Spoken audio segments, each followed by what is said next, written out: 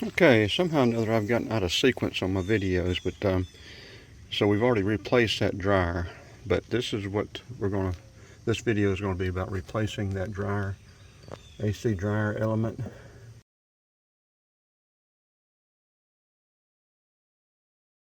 And then the next video is charging the system back up. I've already done both of those, of course, and I've charged the system, but I'm not satisfied that I have done everything correctly and that it's going to work short time, much less long time. But anyway, we're about to crank it up and see if the air is still working from yesterday.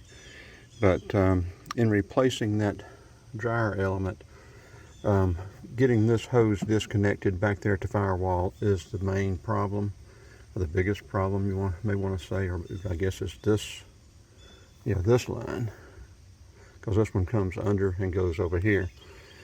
Now, one mistake I did make, this line should go down on this side instead of that side, and that keeps that hose away from that exhaust manifold. I didn't pay close enough attention. I should have took pictures or made note and got it on that other side. It would have went either way.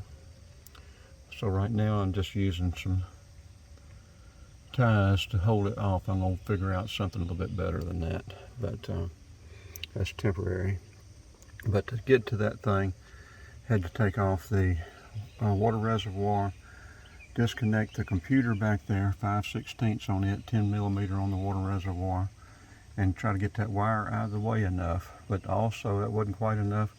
Had to take a couple of plug wires off and move those plug wires back up out of the way, because that thing is a booger bear to get to. Everything else was pretty straightforward, went okay. I replaced these pressure valves or pressure sensors also.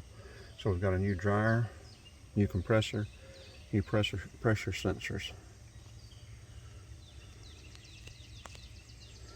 And I'll show you the clamp release back there on that one, how to get to it, coming up in the next segment. Okay, we ended up having to cut that hose to get a little bit better access to it. That is the releaser. These are the two clamps. You have one on each line, big line and the small line.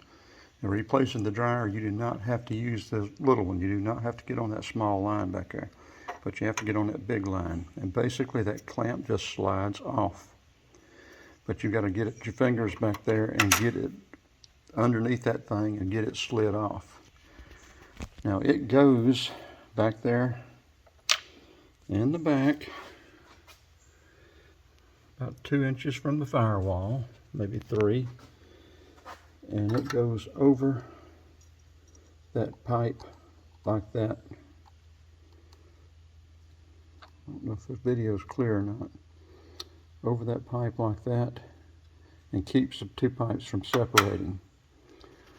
Now it has an additional lock inside there in that spring, just like a transmission line or whatever, and you have to use these to get in there and push it.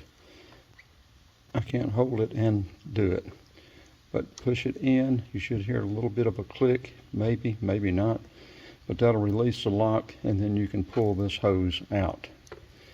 And with that back there, it is awfully difficult. Like I said, I had to move the spark plug wires out of the way, had to get that computer cable out of the way. It was just very much an aggravation and not worth showing on video. Wouldn't have been nice. But okay, that's pretty much got that. I think this was a 14mm, I believe.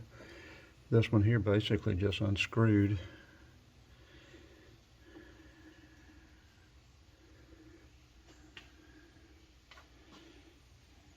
Of course, you've got to be careful trying to get that thermostat housing out.